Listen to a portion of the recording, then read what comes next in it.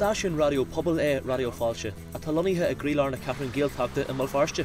An 10 station Gaeilge in Feirste agus an Tuiscart Raidió Fáilte Cead FM agus mai a géirí mit clunte ar na líne www.radiofáilte.com.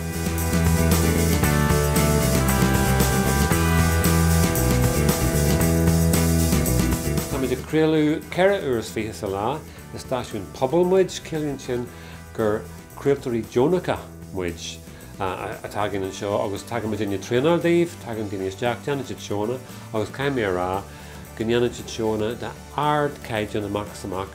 Ach begrail an bonti bhegam leis an sean Raidió Fáilte. Mar sáil de a hanna níhí beidir trí na ceire incarnation don Radio 1 thar na mlíonta. Ach an ceann ribhe solar bhuiras an cadanus fel láthair. Bhí me se a créalúir, bhí me créalúir an chiad lá an ar a haisiimiid agus chaim a chuighuiach leig in san studio, gan stad, gan sás. Mar der chur garage Caroline isteach me agus dúirte gos isteach Jan Clare, dú me se den gin a lile de lacu. Cinnte ceart go leor chuighuiach leig in the sin, agus me se cainte agus gan mar an díana a gan am. Te galóir omraína is te galóir daoine nua ag teachta an stáisiún agus tá sin an chur leis an omra atá ar an stáisiún tá daoine teachtas deachún ón Czech, ón Poland agus áite Gaeilge ghlacu páirtin sa stáisiún seo seanínta táach. Słuchacie Wyżegrad Show w Radiu Fáilte 107.1 FM na www.radiofáilte.com. Presne prezentania, ja sa stále každého Poliaka pýtam, z ktorého filmu je tá daná pesnička, lebo si to vôbec No i jakie są odpowiedzi? I have been in Northern Ireland 2 years. I'm actually a student HND Media Broadcasting Journalism. And I had idea years ago about a program for people from Eastern Europe.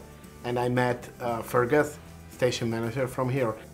I tell him about my ideas. He helped me very much and it's become the program June 2009. At this moment we have a program 2 times per week and has maybe 300 or 400 listeners. Good feedback from Polish people in Slovakia and Czech, and I'm very happy for this job, or that it's voluntary job. Cégur creaaltarí Jonacha iad creaaltarí Raidió Fáilte, tá ard na harnala radio tarintse ag caiideann na gláirithe sacú le déanaí, agus éitheantas fáilte acu i mór cumartas man cumarsaide. Ar an gar liste de stáisiún radio na mbliana in san féile an fan Celteacht agus tá muid ag gomart is le an lehéid don BBC agus RTE stáisiún móra a bhfuil na milliún punta acasiúd agus creaaltarí atá fáil aragad mór facanne an obair agus tá muidine a gobar de creaaltarí Jonacha seo agus tá muidine ar an gar liste céanna láfasiúd. Tá sé ifa agus tá mé am obair sí steir sa ifig fáilte mar an ifig actúrsaachta.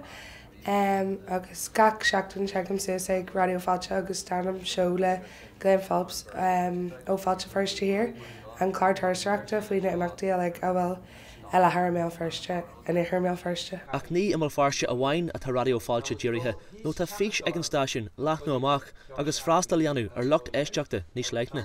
Tá muid géirí go méimiid a creaúir fod na sé condae, tá muid creaúir faoi láthair in i gceantar bhil Feirste ar na hairtonta, tá muid ar an idirlín ar náir fod an dóin. So tá muid Lord san is le Ofcom na údaris crealacáin in London le cada ail a bheith creaúir fod na sé condae nó go mé línra de stáisiún Gaeilge ar fod na sé condae. Tá tú i gcéisteach le Raidió Fáilte 107.1 FM.